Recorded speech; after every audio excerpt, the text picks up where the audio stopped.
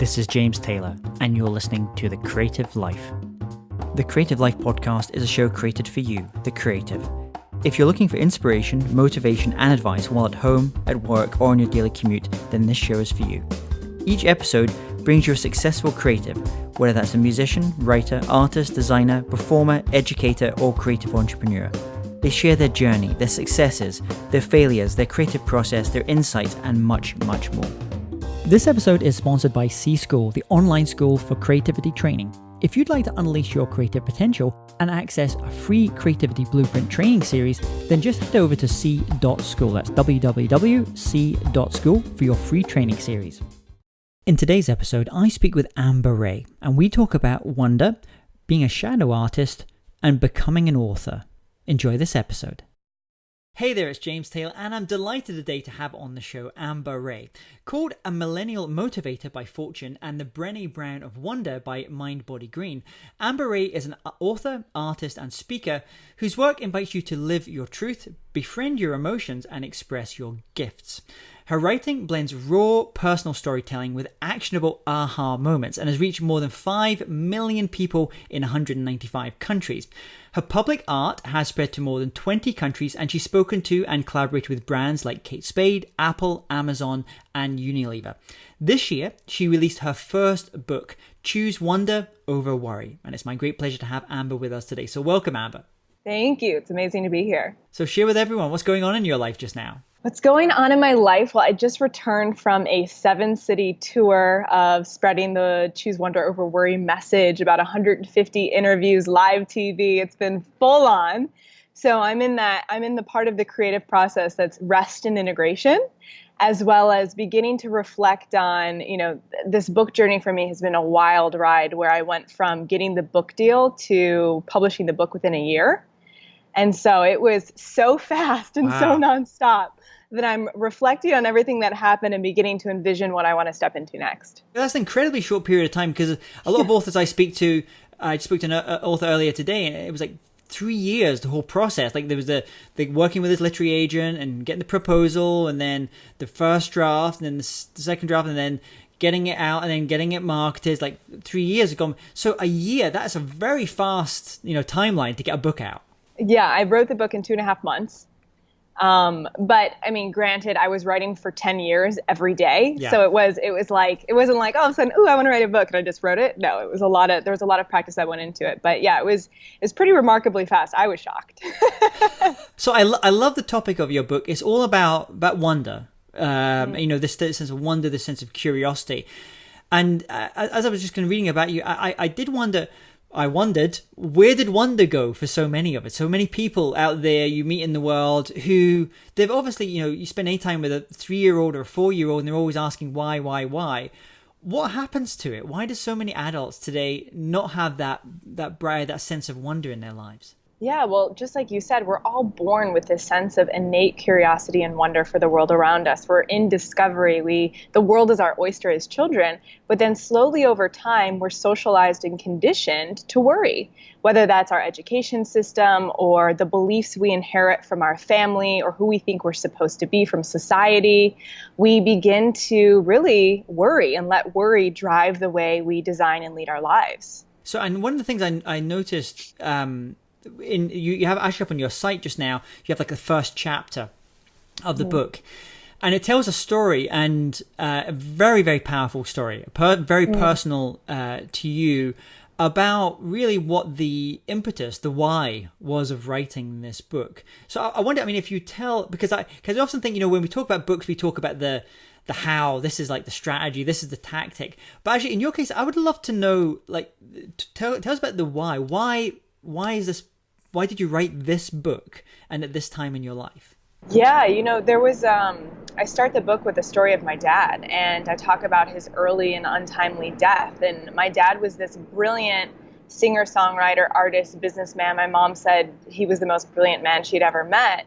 But unfortunately, his own demons and addictions got in the way. So he was following his dream of music, going to Nashville to try and become a big star, but also was very much in the realm of the sex, drugs, rock and roll era, having affairs, like cocaine, I think was his drug of choice. He just let those addictions get in the way, and he never faced them. And that led him to get behind the wheel of a car.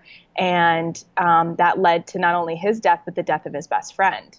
And so, growing up with the absence of a father, and the accident actually happened when I was 3, but he didn't pass until I was 12.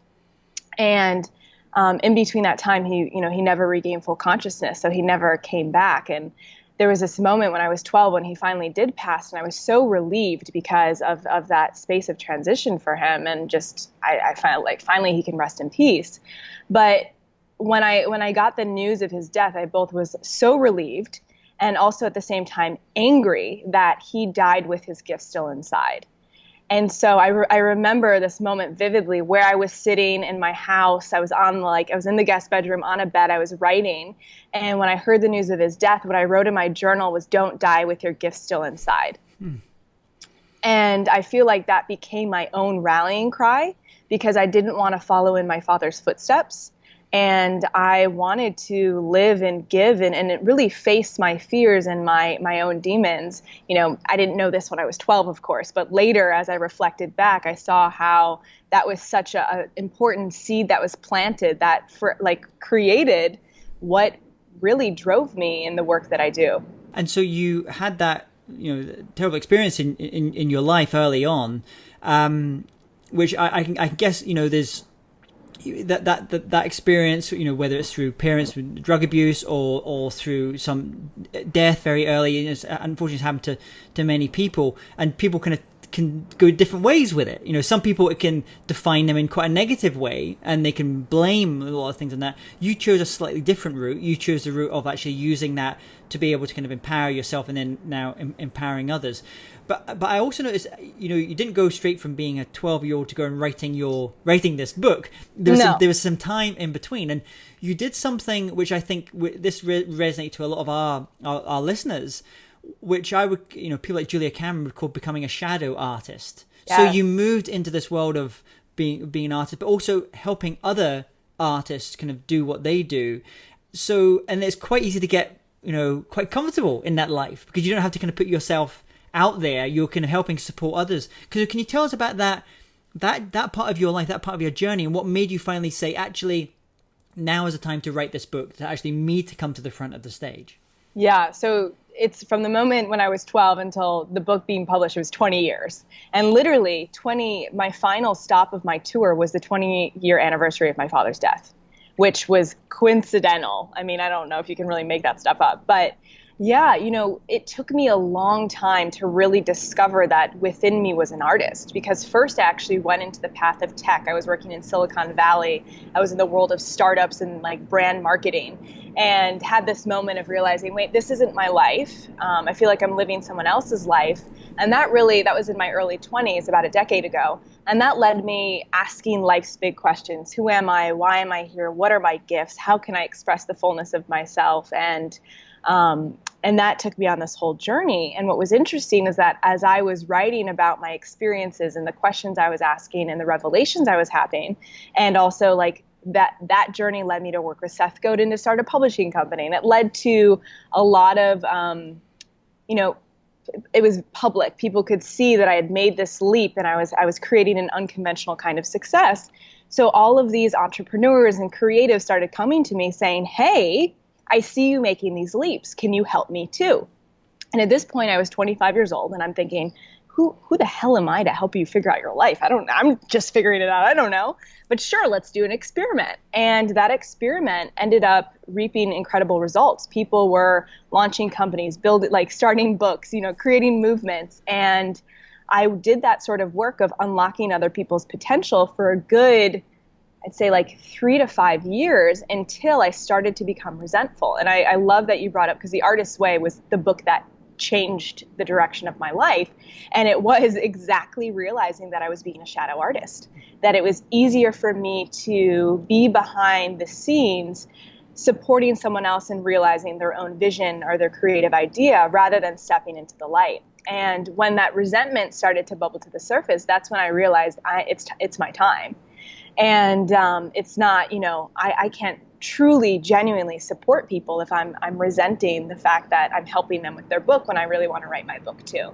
And so really the notion of moving from the shadow into the light has really been the last 6 years of my life, and really so much of the basis of this book. As you're talking about, I'm reminded there's that great documentary, 20 Feet from Stardom, about I haven't seen this. Amazing documentary. I remember I was in working in Thailand, and they had this little movie theater. American guy had built this little movie theater, and he said, "Oh, come, there's this movie on tonight." And so we went along and saw it, watched it, and it was about all the great backup musicians that worked with Bruce Springsteen and worked with Aretha Franklin and James Brown.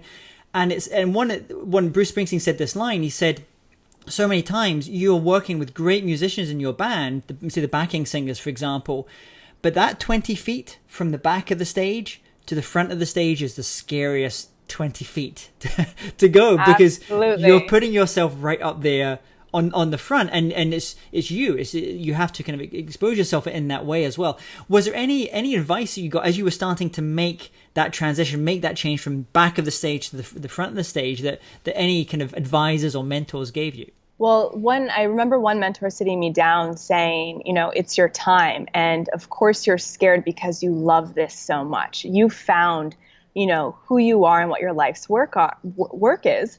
But, it's so much easier to support someone else because you can't really fail. You can't really, I realized that I was so afraid of the rejection and being seen and failing at something that I love. It's much easier to fail at something that's not that important.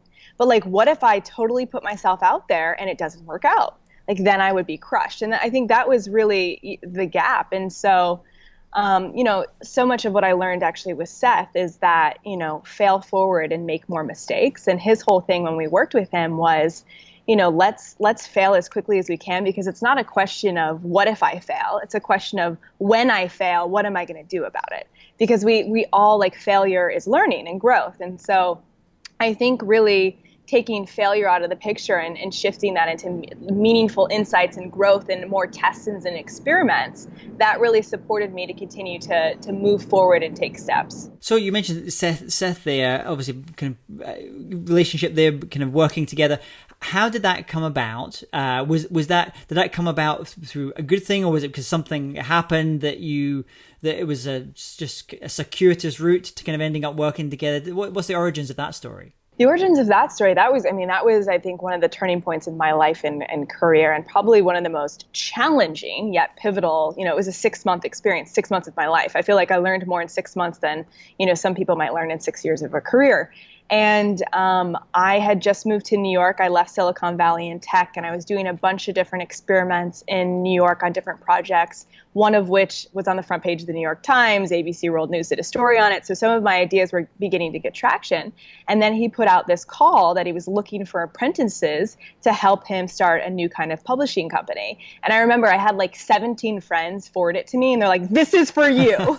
You have to apply to this." Because I was always writing, and my background was in word of mouth marketing. How do we get ideas to spread?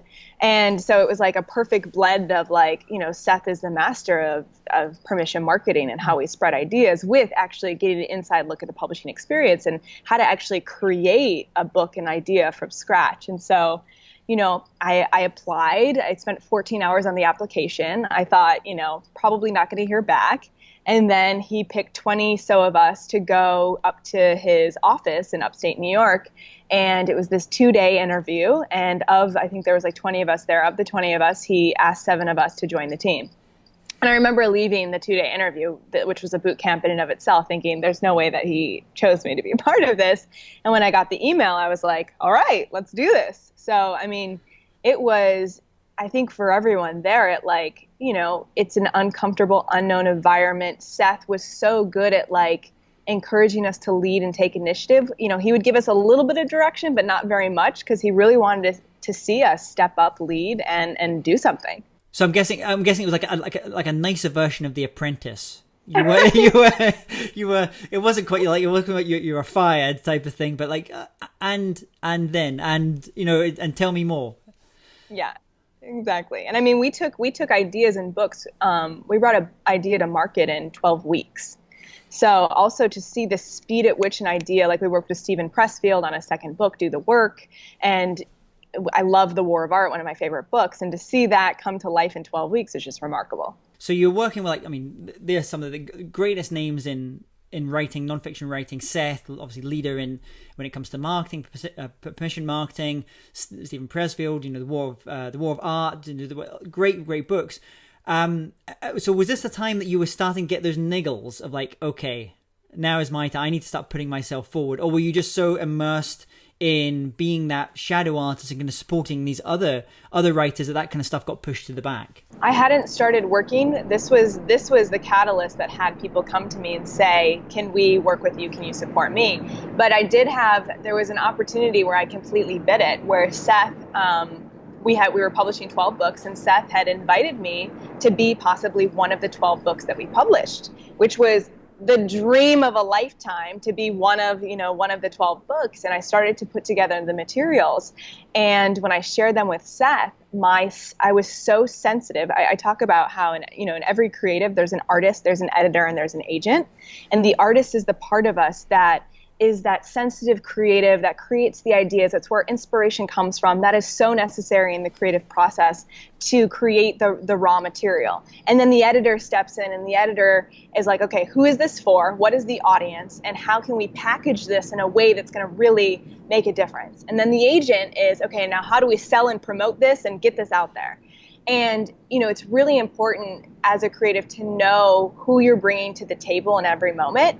And so what happened, and I didn't know this, of course, until after, only in reflection now, is that I approached this as the artist, the sensitive artist at every stage. So when Seth was giving me feedback, my sensitive artist was there. When Seth was like trying to encourage me to go, my sensitive artist, versus my agent or my editor working with him to help me make it better.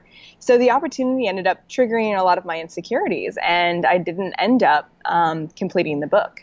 I ended up just sort of pushing it aside and thinking I wasn't ready yet. And then where did it go from there? So you'd had this experience kind of working together. I'm guessing you're pretty in demand because you've got some skill. You've got some pretty serious skills by this point as well. Where did you go next on this journey? That journey next took me, and probably because here I thought maybe I'm not supposed to be the author. Maybe I support and guide and I'm the catalyst behind the scenes. And that's what led me to begin working with tons of different creatives and entrepreneurs to birth their ideas into the world. And so I did that for a good 5 years. So that book was still sitting in there on your Scrivener file or your final draft, whatever word, that was still sitting there. Were you kind of going back to it? Or was it just kind of like, I'm going to go back to it at some point? What was your relationship with that book? A mentor said something to me that really helped, because in reflection now, I feel like that all happened in its own divine way. Like, I'm sure I could have written something at that time, but I also needed to go through. I feel like I had so much more to experience. I mean, I think I was 25 then, and I'm 32 now. I've had a world of experience in this time that I feel like helped me to really solidify the idea. But a author that I went on this walk, like this, one of those epic New York City walks that you see in movies, was like this moment where I'm meeting this author for the first time. And he tells me, Amber, you're writing the book right now. Basically remembering that through my life experiences, the book was being written. Even if it wasn't in the form of a proposal yet, even if I didn't have a deal, I was still writing the book because I was capturing all the insights, material, emotions, conversations that I would later become the book. And so when I began to approach it that way, that created a sense of surrender and trust, really, and knowing that right now my life is the opportunity for what gets to be written. So you had this thing sitting in the bottom of a drawer mentally. You had all these ideas that you were thinking, you were kind of mulling it. It was in the back of your head. You were kind of churning away there. Did it go next to the stage of like, okay, I'm now gonna go ahead and I'm gonna do this. I'm gonna make this happen. Did you go to like writing a proposal, a book proposal, and then finding a literary agent, or did you just go straight to writing the book and then going out, because you obviously had relationships with publishers by this point as well? What was your journey there? So I went to a workshop with Elizabeth Gilbert and Rob Bell, and and I'm sitting in the audience, and this is the point where I'm like, I go into this workshop and I'm working on like 12 ideas. I have a podcast, I'm working on a notebook with another artist, I'm making art around the world, I'm speaking on stages. I was like doing a lot of things. And while I liked those things, I really wasn't getting the depth that I wanted. And so I go into this workshop, hoping Liz is going to offer me some insight. And someone raises their hand in the workshop and says, hey, Liz, like, how do you do all the things that you do? And I'm thinking, yeah, Liz, tell me your secret. Tell me, where do I focus and how do I do all the things?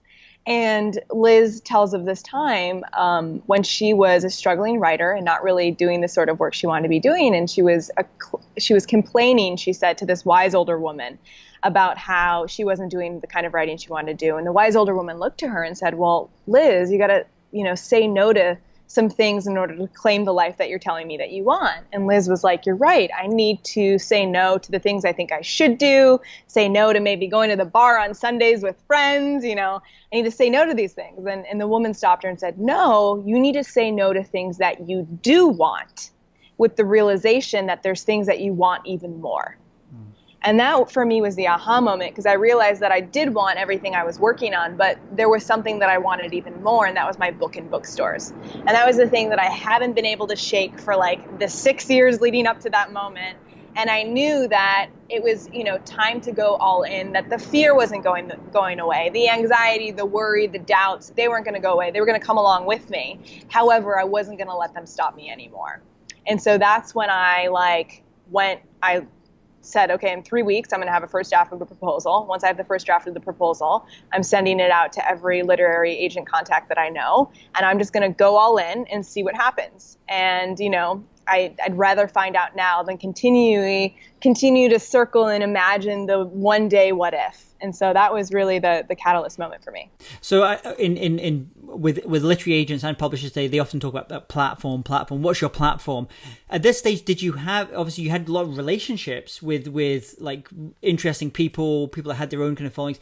Had you started building your own platform at this point, or was this something that was just, you were focusing on the book first and then you were going to focus on the platform once you'd actually had something written? So because I was blogging publicly 10 years leading up to that moment, I had a pretty sizable audience email list. I was sending weekly wonders. I had all of those pieces in place because and that was the benefit of waiting a little while, was that I had built an audience. And before I committed to this, I discovered my artist. I started making art, and the art was around like making sense of our emotions through art. And so I had the platform there, and I think that's what made it easy to really move forward and sign with that literary agent. Because ultimately what they're looking for is, is this idea good and relevant, and do I love it? Do I think it can sell? And do they have the platform and the marketability to be able to sell this on their own? Yeah. And it's a bit, that's those two areas of massive on their own. And but I also noticed you've got also something else going on, and these are called Wonder Circles.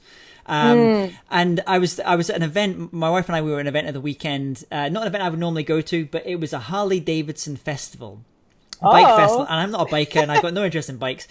But the thing that really got me thinking about it was how that brand just stands for so much, and how people are willing to tattoo the brand onto their arms, and they wear the clothing, and there's the language, and there's the music, and there's everything that goes along with that. And that kind of got me thinking, well, that's gone from something being a product to being being a movement, and being something much bigger than the actual Harley Davidson, the people that started building the bikes in the first place. So where do you see, with those circles, is that your way of being able to take this from being in your head and on that book into more of that movement? Absolutely. And people want to feel seen. People want to feel a part of something. And so the Wonder Circles, the origin of that was, this is so much bigger than me. And really my ultimate life's mission and life's work is, how do we normalize our emotions and cultivate a healthy relationship with them? Because if we can, understand why envy is showing up or anxiety or perfectionism and actually learn to work with it, that's where beautiful creative work will be born. And so with these Wonder Circles, I wanted to create these safe spaces for people to come together to really talk about where they're truly at in their lives and have that safe, real environment. And, I'm only one human, so it started as an experiment, and so many people were curious to hold this space in their own communities. And so that's part of definitely how I see the idea growing and spreading and becoming so much bigger than any one human. Wonderful. Well, very cool. And then as you're obviously come from a kind of word of mouth kind of marketing, you understand that world. But I'm interested in terms of you also have that kind of Silicon Valley background to yourself as well. So I'm guessing you always maybe are partial to some tools and some things like that could make life a little bit easier. Are there any online tools or resources or apps or things that you find very useful for yourself in your writing and getting your work out there? It's so funny because I worked with Apple. I'm so techie. And at the same time, when it comes to creativity, I am all about the ancient tools. So like everything for me begins with pen and paper. Like my greatest tool is my notebook. And, neuroscience research shows that we can actually access a different part of our brain when we use pen and paper. So my entire book emerged through first mind mapping and writing in pen and paper until I got to that insight. And then I would jump to my computer. And honestly, I used Apple Notes to write. I didn't use Scrivener. I tried. It was too complicated. I felt like it was distracting me from the actual writing. So I am like super simple in terms of tools when it comes to creativity. I do love, though, I have an iPad Pro and an Apple Pencil, and I use Procreate, the app, for all of my art. And that has been the most game-changing artistic tool that I've ever come across. Were you tempted with because this is something I've often thought about, where to get, I love pen and paper and my bullet journal kind of notebooks and things, but were you ever tempted then to start taking your journal writing and picking that onto your iPad with your pencil, or do you really want to keep those as separate things? Yeah, it's a different experience for me when I use the Apple Pen in the iPad. It doesn't have the same for me feeling. And so I feel like it's ultimately the feeling of, I started journaling when I was 5 years old, and I feel like I wrote my way home to myself, and it was how I moved through, I'd say whether it was the grief of my father or a relationship or I feel unclear, I can in 11 minutes get clear through pen and paper. And so it's just always been the tool that works for me. And I love the notion of how we can write into our own truth. Now, we mentioned a couple of great books, The War of Art, Julia Cameron's the book The Artist's Way. Is there one book, if you were to recommend, maybe someone watching this just now was in a similar position to you, maybe they're a shadow artist, but they know they have that book inside of them. Is there a book that you would recommend for them to read to help them find that part and then be able to kind of explore it and kind of actually create something? Can I say my book? But your book's going to be there anyway, so that's going to be a natural part of it. I'd say my book, Choose Whatever Way, but The Artist's Way for sure. I know we already mentioned it, but Julia Cameron's The Artist's Way was the pivotal book that really, I think, opened me up and helped me step into the creative I was capable of being. And then what about an album? You're in you're in a great part of the world for music as well. I was recently over in kind of Brooklyn area, and there's lots of really cool kind of gypsy jazz stuff going on there as well. But if there's one album that you were to recommend, maybe it's one that people maybe don't know so much about, what would that album be? It's Alex Cruz. He's a DJ, and it's his Morocco special, which you can find on SoundCloud. I don't know if you're familiar with are you familiar with the Enneagram? No. Okay, that's a whole other conversation. But music is like everything to me, and I feel music so deeply. But it's like an hour long. That special is beyond. Fantastic. I'm going to put all these links here as well, and to that, and to Julia Cameron's book, and also to your book at the same time. And kind of final question as we start to kind of round up here. I want you to imagine I put you in a city somewhere, and you know no one knows you. You're going to have to restart everything. What would you do? How would you restart things? Oh, I love this question. There's a part of me that's like, can you just drop me in Bali where I don't know anyone and I want to try this on? You can go anywhere. You can go anywhere you want. I would just begin again. I would pull out like I would pull out pen and paper and begin asking the questions of what wants to be born through me. What do I feel called to create next? And I would, go to the yoga classes and do the meditations, and I would go to the local meetups and meet the different creatives and entrepreneurs in the city. And I would, I think I would just blank canvases are my favorite part of the creative process. So I would just look at that blank canvas and trust what wanted to come through. Wonderful. And if people want to reach out to you, where's the best place for them to go and do that? Is it best to come to your site, or are you more of a Instagram? Where's the best place for them to connect with you? Instagram is my fave, and I'm very active, lots of art and writing there. So I'm Hey Amber Rae on Instagram, and Rae is spelled R-A-E. And then if you want to learn more about the book, that's at choosewonder.com. And then I also have a personal website with a blog and articles, which is amberrae.com. Wonderful. I'm going to put all these links here below, people, to jamestaylor.me. Just type in Amber Rae and you can find all of these.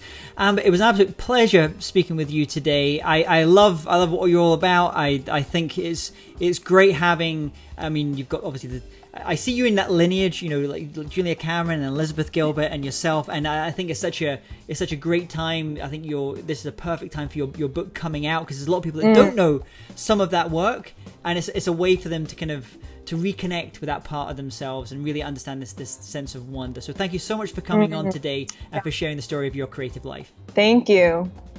If you're interested in living a more creative life, then I'd love to invite you to join me as I share some of the most successful strategies and techniques that high-performing creatives use. I put them all together in a free downloadable ebook that you can get by going to jamestaylor.me. That's jamestaylor.me to get your free downloadable ebook on creativity.